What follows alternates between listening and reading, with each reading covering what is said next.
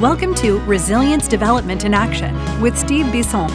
This is the podcast dedicated to first responder mental health, helping police, fire, EMS, dispatchers, and paramedics create better growth environments for themselves and their teams. Let's get started.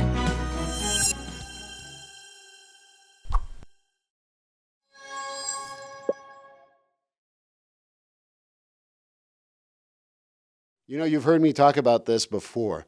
Getfree.ai. Great for your note-taking, good for your transcript, good for your goals, good for everything that you do in a HIPAA-compliant nature.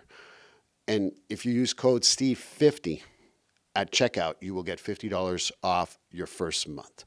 And also, if you get a whole year, you will also get 10% off the whole year. But Getfree.ai has freed me to do more things with my life, including work on other passions. So get freed to do your notes, get freed from doing your goals. Getfree.ai with code STEVE50 to get $50 off your first month. Well, hi everyone, and welcome to episode 231. If you haven't listened to episode 230, it's with Tony DiCenzo. I hope I said it right this time.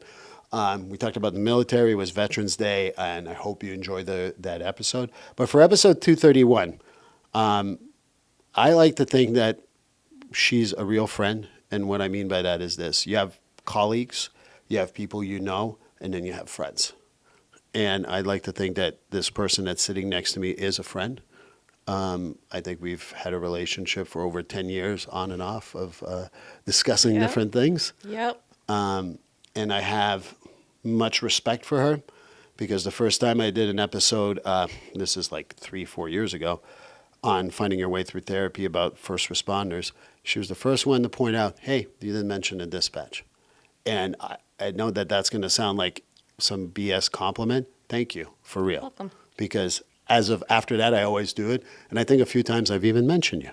But Lisa Trusas, welcome. Thank you. Start again. Welcome to Resilience Development in Action. Thank you. Thank you for the invite. You'll always be invited. You're invited at my office. You're invited on the podcast. You're invited in my house if you want to. Oh, thank you. Just call in advance. All right. Yes. I'm not good at like people just showing up, but All right, I can do that. But I know you. I feel like I know you really well. Mm-hmm. But maybe for the audience of Resilience Development in Action, they don't know who you are. So maybe you can introduce yourself. No, they don't. My name's Lisa Trusas, and I am a single mother of 2, and I am a dispatcher for the Milford Police Department for the last over 20 years. I'm also a recovery coach with Chris's Corner and the assistant director at Chris's Corner, which is a recovery resource center here in Milford. You just do that. That's it. Well, I mean, no, you're right. So I'm also on the board for the... Exactly. I'm like, why is she selling herself short? I'm on the board for Pathway to a Better Life, which is a temporary warming shelter here in Milford.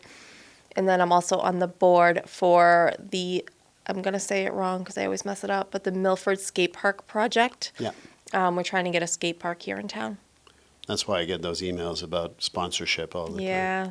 Sorry. I got to poke and beg and plead. Hey, and you know I've always supported you the best You I have. could. Thank you. You know, the hardest part of knowing someone so well is you don't know where to start. True. You know, I know this question is kind of a standard on my podcast, but I'm going to ask you anyway, and on Milford TV it's also important. Yeah, we're friends, but what made you really, like, when I contact you and I say, hey, you want to be on the podcast, what made you want to do it? I think just knowing you on a personal level, but also the professional level. You were my therapist for a little while. So I think knowing you on all levels, I just know how strong you are in this field and how passionate you are about first responders and getting them the help that we actually need, as much as no one will admit it. Well, I think that, you know, we can go there at some point because that's the other part too, is how do we get them to get help? Because I think that's the biggest problem. I would say that, again, without breaking any walls, you've made dozens of referrals of first responders at me. Of all those referrals, only about 4 or 5 actually showed up. Yep. And we can talk about that difficulty a little later on. But one of the things, as I mentioned it in the intro, you're a dispatcher. And for me, we talked about it right beforehand. You said I forgot my ER nurses when I talked about it. Yeah. But for me, dispatch should never be forgotten, because I think that there's so many things that happens in dispatch that people don't know about. And maybe it's time for people to understand how difficult it can be to be a dispatcher. Do you have any stories that do you think it's important? The audience that we have here is therapists, first responders in general, but I like to think that other people listen. No, and I think that's something good, because us dispatchers are kind of labeled as civilians, which, yes, we are civilians. We're not sworn officers. A lot of the old timers say that they can do our job very easily. I'm going to say it in a nice way. But what a lot of people don't understand is that police officers, fire department, and EMS, they're going one call after one call after one call. They're only handling one at a time.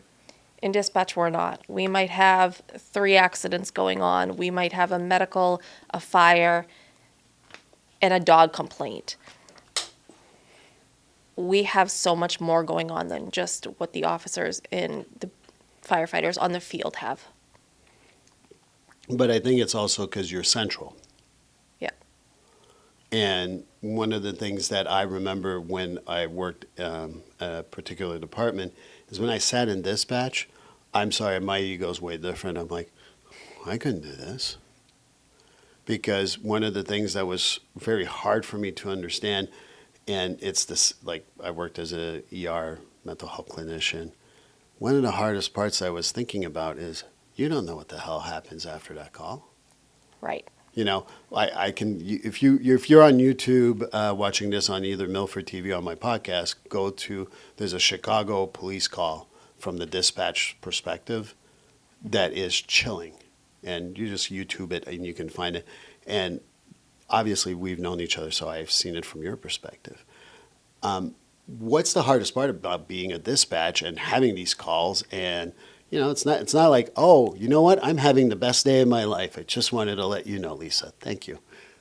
Yes, we always hear the negative. We very rarely hear a thank you. We very rarely hear you did a great job. I think the public is so negative towards our field, and I'm saying first responders as a whole. I think that you're right about people have no idea. Mm-hmm. So how does it feel for you? And I'm going to give you a very specific example, not about a person, just in general, but it's specific. You have someone says, my child's not breathing. They're not calling a police officer, they're calling you. Mm-hmm.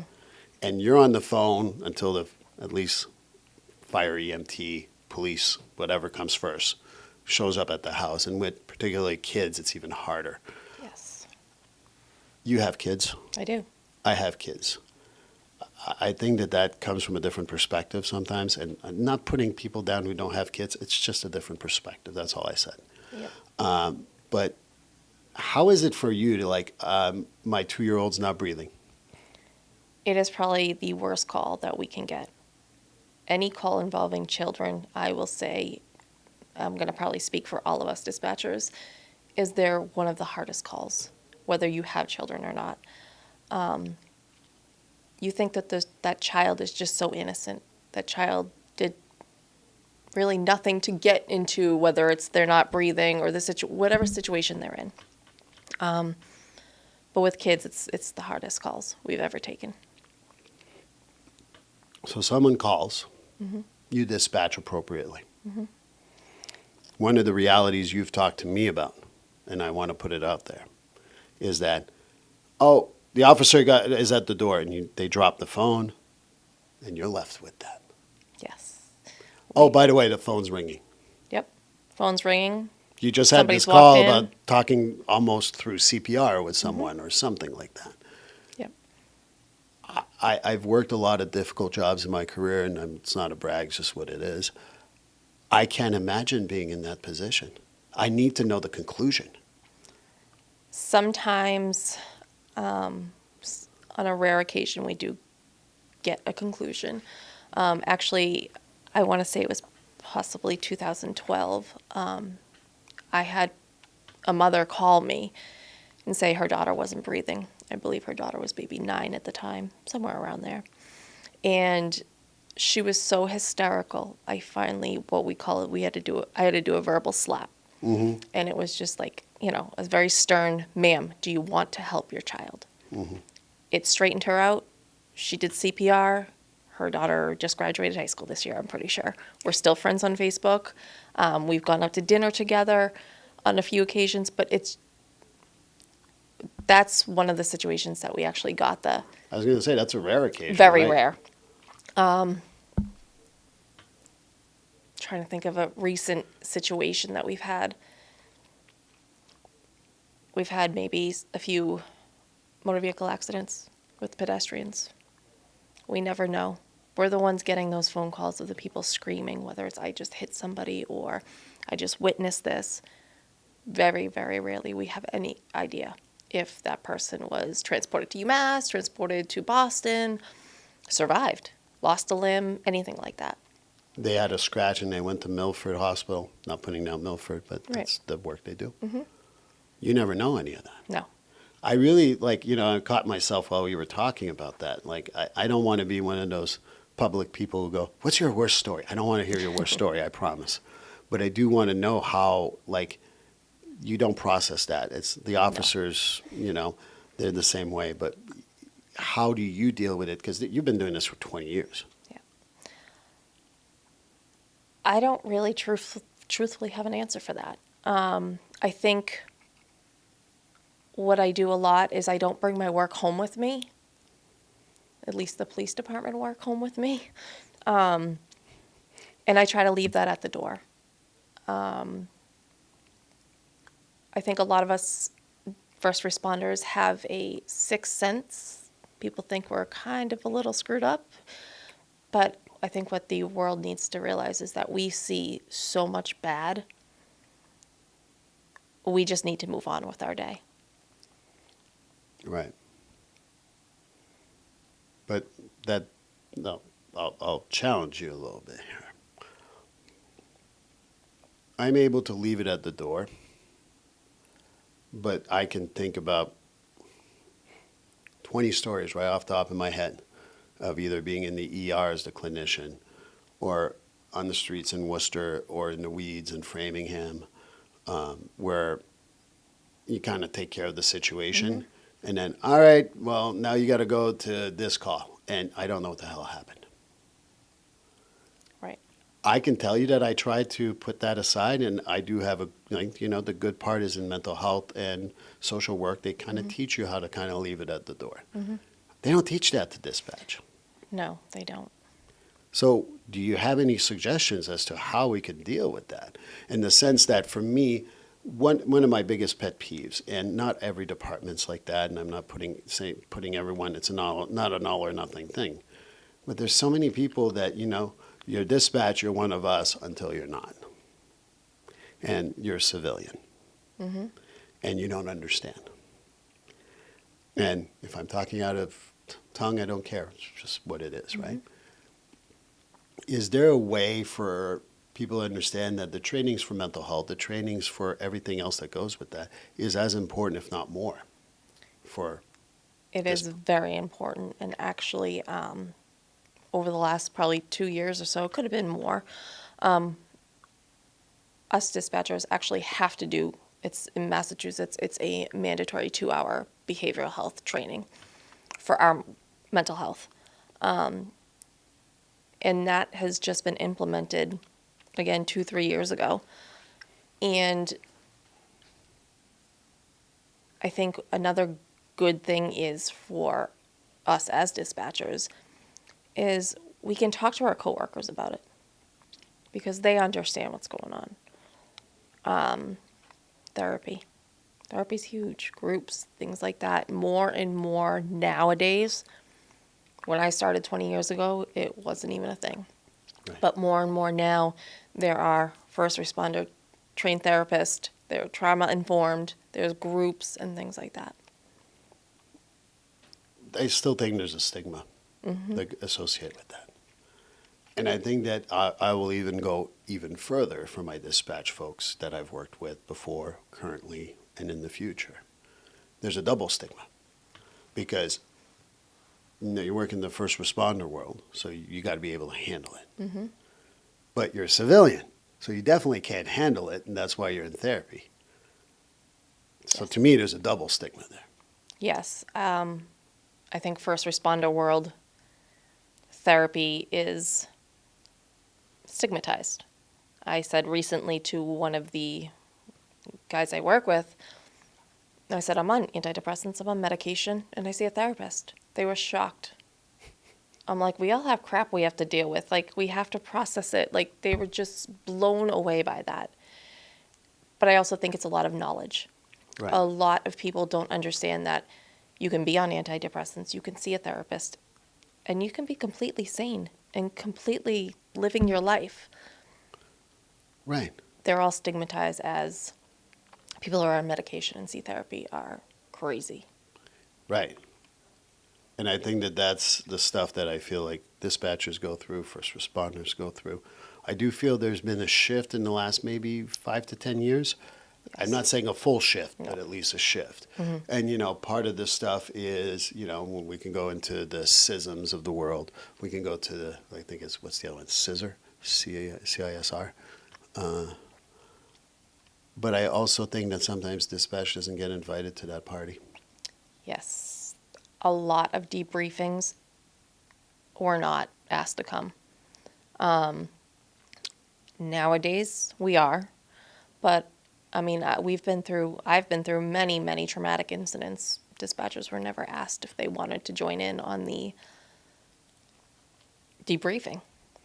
I will say I've noticed that the fire department is more on board Right. with the debriefing and the therapy and the counseling and the mental health compared to the police department as of right now.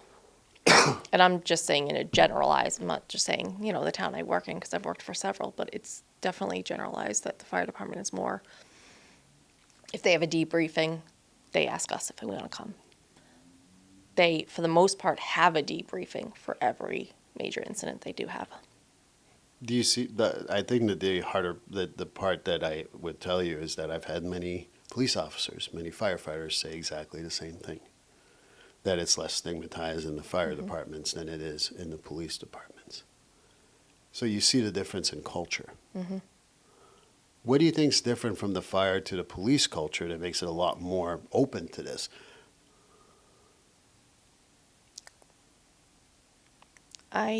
Honestly, I'm not sure.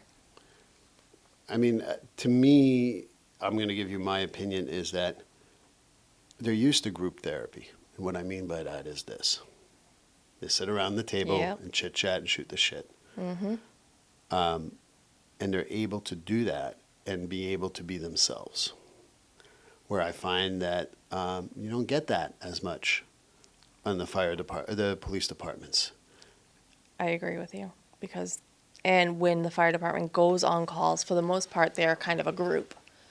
Police department, they might be having dinner by themselves. They might be having dinner with their family. But they're in a cruiser, for the most part, by themselves. Right. So you are right about that. I agree wholeheartedly. And I think that that's because the other part, too, that I bring up is that in police, because you're on your own constantly, it becomes also part of the culture that you can handle your shit on your own.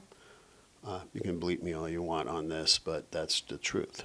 It is. And we see that being dispatchers, if we have we're the ones taking the call. We have a strange feeling about something. If we're sending 2 people, there's a reason. Right. Especially like us experienced dispatchers. We hear the tone of their voice. We hear the background noises. We hear the red flags. If we're sending 2, there's a reason. If we're sending more, there's a really good reason. And that's good law enforcement instincts. And a lot of them will back the other one off. And for us experienced dispatchers, we will tell them no. Continue, please. Right. And that's what I mean about such a very unique experience when you're at dispatch. I mean, it does happen, but for the most part, they're civilians. Mm-hmm. But they have to have almost the instincts of not being on scene. I get that. I don't want to compare that. But the instincts of, this doesn't smell good. We have to do active listening. There's all kinds of sayings that we learn in our trainings. We have to do active listening. You have to listen to the background noises. You have to listen to how that person is talking to you, whether they're whispering, whether they're trying to say they're hurt or there's a bad situation, but it was just a 911 hang up. Nope, everything's fine. So you have to you got to go with your gut with a lot of them. And hang-ups, how's that for you? For the most part, there were hang-ups. Okay. But you also have to be careful that you don't get that 300 call syndrome that they call. Which is? Which is you get so many 911 hang-ups or so many accidents, so many of the same call that you disregard something big. Right. And you don't catch on to that one red flag that was given out. It's a lot of pressure. Mm-hmm. I don't like the other part that I would talk about too is not only the hang-ups, which again, not comparing the two, very different, but when I worked on a crisis team for mental health, those hang-ups kind of accumulated. Mm-hmm. And sometimes we would have the display and sometimes we wouldn't. Mm-hmm. And then, 508-555-5555 is called 7 times with hang-ups. Is that a red flag? Is it someone who's butt dialing you? Or is it an elderly person who's blind and deaf and has no idea what he's doing with his phone? And trying to do 411. Yep, and we have that. We have it from the senior centers. We have it from, nursing homes. And we have our frequent flyers. Frequent flyers are very important to note. Yes. One of the things that I remember, and I will give credit to my old boss about this, it's easy to get annoyed with frequent flyers. And again, if I'm breaking a wall, I don't care. But my boss years ago, when I first started on the crisis team, says, but remember they're a frequent flyer for a reason. And obviously I work in the mental health field, but I've done substance use all that time. In Massachusetts, you don't need necessarily a different licensure.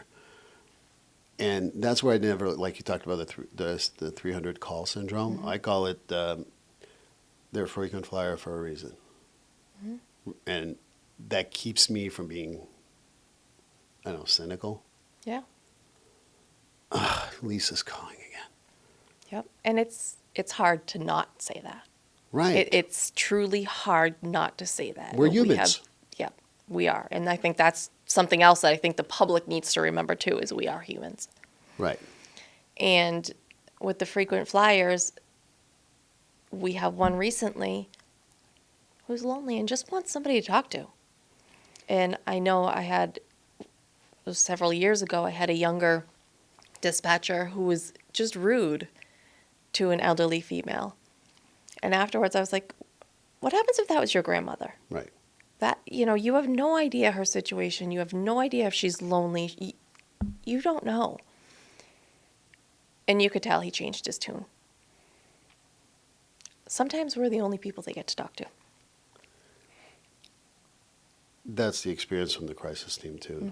I agree with you wholeheartedly. Yes. Because there would be a guy, no longer of this world, unfortunately, he would call 2 to 3 times. I worked the overnight and the night, like second shift, or the equivalent to second shift sometimes, but mostly nights. And he would call, and he would be honest. He'd be, hi, it's John Doe.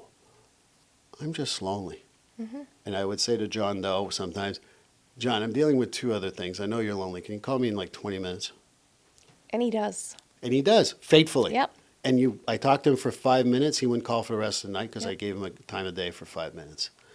Those are the little things that people don't know about our jobs.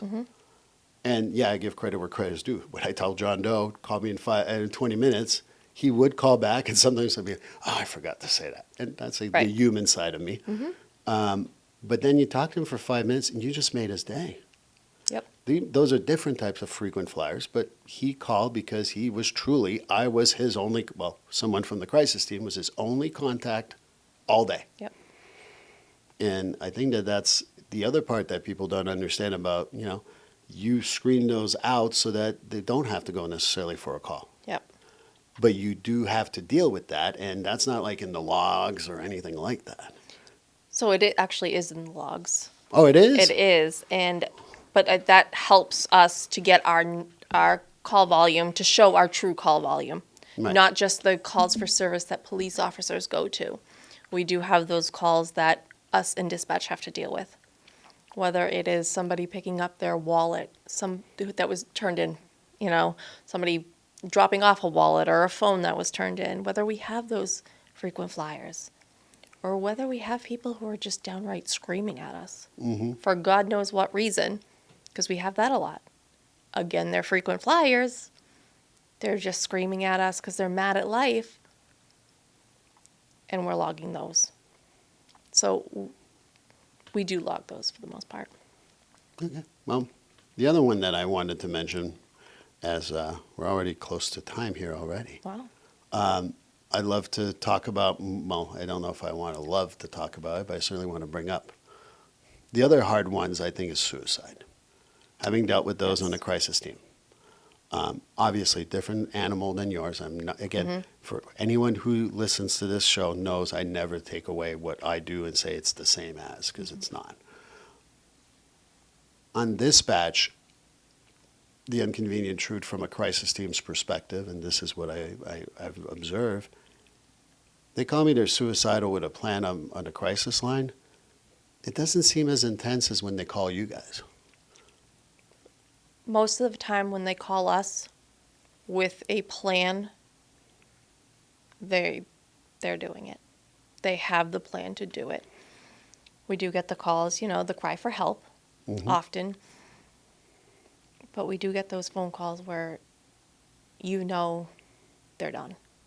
You know that they're going to attempt to successfully harm Unalive themselves, yeah. Yep. Those are chilling. Those are difficult. I am thankful, to be honest with you, that I haven't had too many that that have stuck with me, that have really stuck with me. But it's definitely hard when you have the family members who find their loved ones too, because they are either in shock and completely dumbfounded, or just speechless, or you have them hysterically where you can't understand anything. And that's one of the things that I explain to people is you can see it on scene, and that happens. But dispatch hears these wallows from deep down inside of people's hearts that is so indescribable. And yes, did I have those a few times? Sure. But again, not the same job. And it's hard for me to make people understand that deep fear, that I'm so fearful, I want to end this. I'm done with this. It's hard to really put in words how much emotion that brings. Yeah. It's, I'm not one to tear up at work. I actually very rarely do.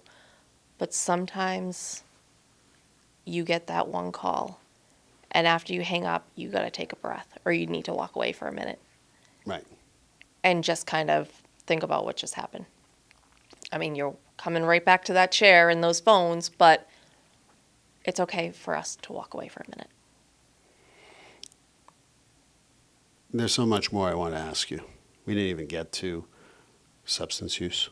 No, we didn't. We didn't get to any of that.